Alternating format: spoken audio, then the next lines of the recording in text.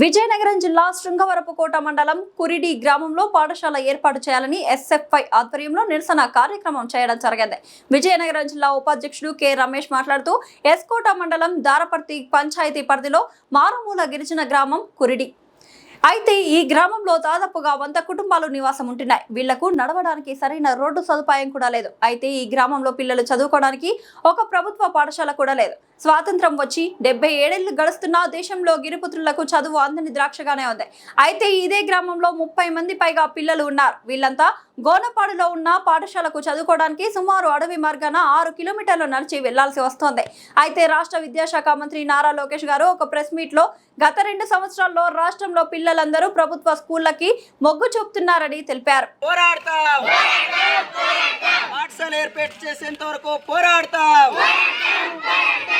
గ్రామంలో పాఠశాల ఏర్పాటు చేయాలి.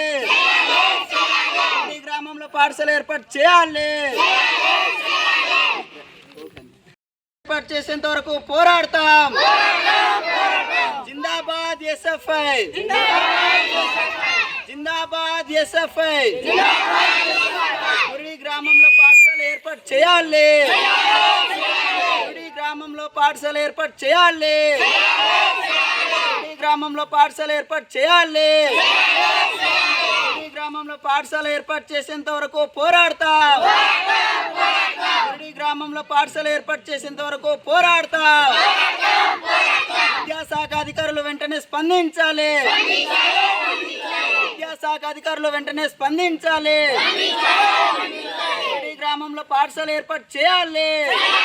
విజయనగరం జిల్లా వైస్ ప్రెసిడెంట్ని ఈరోజు ఎస్కోట మండలము దారపర్తి పంచాయతీ కురిడి గ్రామంలో రావడం జరిగింది.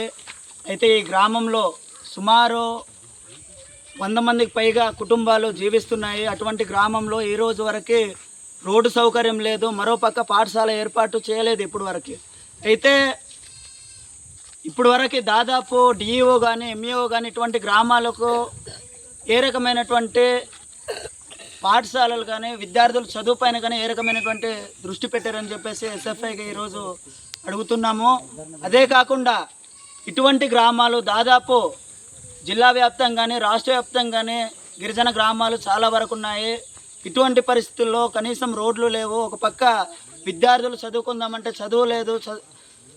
అటువంటి పరిస్థితుల్లో గ్రామ స్థాయిలో పాఠశాలలు లేవు. అటువంటి పరిస్థితుల్లో విద్యార్థులు ఏ రకంగా చదువుకుంటారు, భవిష్యత్తులో సమాజాన్ని నిర్మించే నిర్మాతలుగా ఏ రకంగా తయారవుతారని చెప్పేసి ఈరోజు ఎస్ఎఫ్ఐకి డిమాండ్ చేస్తున్నాము. కాబట్టి మొన్న విద్యార్థులు ఆందోళన చేపట్టినప్పుడు అధికారులు హామీ ఇచ్చారో ఏదైతే ఈ కురిడి గ్రామం ఉందో ఈ కురిడి గ్రామంలోనే పాఠశాల ఏర్పాటు చేయడానికి దాదాపు 1.5 సంవత్సరం పడుతుందని చెప్పేసి హామీ ఇచ్చారు. ప్రస్తుతానికి రేకుల షెడ్ ఏర్పాటు చేస్తామని చెప్పేసి హామీ ఇవ్వడం జరిగింది. అయితే ఈరోజు మేము ఎస్ఎఫ్ఐకి డిమాండ్ చేస్తున్నది ఒకటే, పాఠశాల అనేది వెంటనే ఏర్పాటు చేసి విద్యార్థులకు విద్య అందించాలి. అంతే తప్పితే కానీ రేకుల షెడ్ ఏర్పాటు చేయడం ఏంటి? అదే కాకుండా ఈరోజు రాష్ట్రంలో ఉన్నటువంటి విద్యాశాఖ మంత్రి నారా లోకేష్ గారు విద్యార్థుల భవిష్యత్తు తీర్చిదిద్దడమే మాకున్నటువంటి లక్ష్యం అని చెప్పేసి హామీలు చెప్తూ ఉన్నారు. విద్యార్థుల భవిష్యత్తే ముందుకు పోవడానికి మేము కృషి చేస్తున్నామని చెప్పేసి చెప్తూ ఉన్నారు. అటువంటి పరిస్థితుల్లో గ్రామ స్థాయిలోని పాఠశాలలు లేవు. అటువంటి పరిస్థితుల్లో విద్యాశాఖ మంత్రి అయినటువంటి నారా లోకేష్ గారు వెంటనే స్పందించాలి. పాఠశాల ఏర్పాటు చేయాలి. రేకుల షెడ్ ఏర్పాటు చేయడం కాదు, పాఠశాల వెంటనే ఏర్పాటు చేయాలని చెప్పేసి మేము ఎస్ఎఫ్ఐగా డిమాండ్ చేస్తున్నాము. గ్రామంలో దాదాపు ఉన్నటువంటి విద్యార్థులు ఇప్పుడు దాకా దాదాపు 8 కిలోమీటర్ల దూరంలో వెళ్ళి చదువుకోవాల్సిన పరిస్థితి. రోడ్డు సౌకర్యం లేదు. 8 కిలోమీటర్ల దూరం వెళ్ళాలంటే చాలా ఇబ్బంది అయ్యేటటువంటి పరిస్థితి. కాబట్టి విద్యాశాఖ అధికారులు కావచ్చు, ఎంఈఓ డిఈఓ గారు కావచ్చు, గిరిజన శాఖ అధికారులు కావచ్చు, విద్యాశాఖ మంత్రి నారా లోకేష్ గారు కావచ్చు, ఈ కురిడి గ్రామంలో సుమారు 100 కుటుంబాలకు పైన ఉన్నాయి. కాబట్టి తప్పనిసరిగా ఈ గ్రామంలో పాఠశాల ఏర్పాటు చేసి విద్యార్థులకి పూర్తి స్థాయిలో విద్య అందించాలని చెప్పేసి మేము ఎస్ఎఫ్ఐగా డిమాండ్ చేస్తూ ఉన్నాము.